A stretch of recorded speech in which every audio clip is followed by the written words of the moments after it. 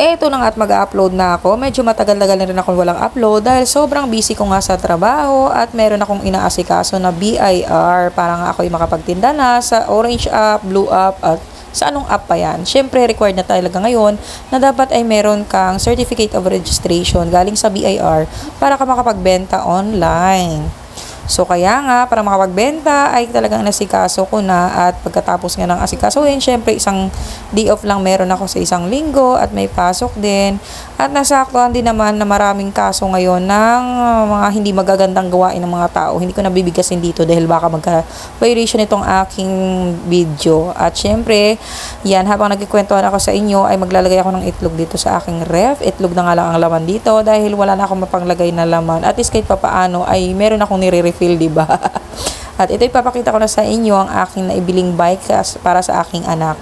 Medyo matagal-tagal nga rin akong nag-ipon dito para mabilhan ko siya. Tinitiis niya nga ang kanyang bike. Kung nakikita niyo sa mga video na yung bike niya ay sira niya, tinitiis-tiis niya lang talaga. Naawa nga ako sa anak ko na imbis ipadyak kasi ang kanyang bike, tinutulak-tulak niya na lang. Kaya sabi ko, anak, pag-iipunan ko yan, huwag kang mag-alala. Sa mga nagsasabi pala sa akin na sumasama din kami ng dalawa ko ng asawa, bakit nahihirapan pa kami sa buhay. Please lang po, ang pagiging professional ay hindi ganoon kalakihan ang sahod. Kaya tiis-tiis lang talaga. Nakita nyo naman, kailangan ko pa magluto ng kung ano-ano at magbenta para lang kahit papaano ay meron akong extra income. So, ayan, sinasimbol na nga yan ng asawa ko. At ang tagalaming matapos dyan, alam nyo kung bakit? Kasi, syempre, hindi naman kami galing kagaling. At isa pa, may tagatulong din kami. Tagatulong para matagal ang pag-aasimbol. At ayan nga, tinest-drive niya na. So, nagsimula na rin akong gawa ng aking siomai. So, paggagawa ko po ng siomai, ako po lahat ang gumagawa yan, nagpo-proseso, naglilinis ng manok, at syempre naghihiwa. Yung nagpa-debone na rin po pala ako. Pero may mga tira-tirang pambuto kaya ako na nang gawa.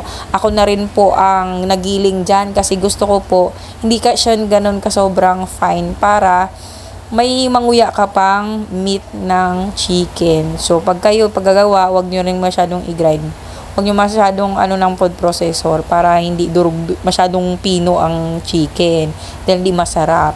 Ako na rin lahat ng hiwa-hiwa ng lahat ng sangkap dyan, ako na lahat. So, ayan.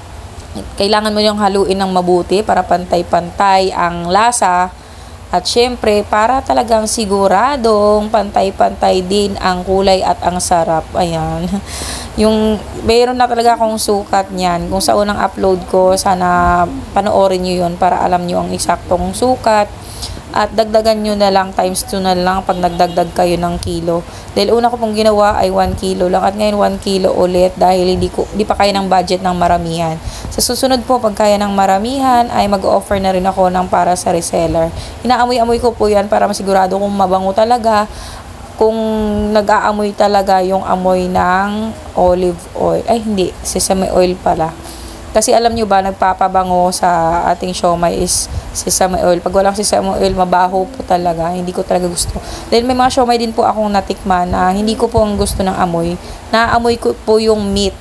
Tapos merong meat kasi na hindi fresh. Kaya gusto ko, ako yung nagigiling ng meat para siguradong fresh talaga. At yun lang. Thank you sa panonood. Bye-bye!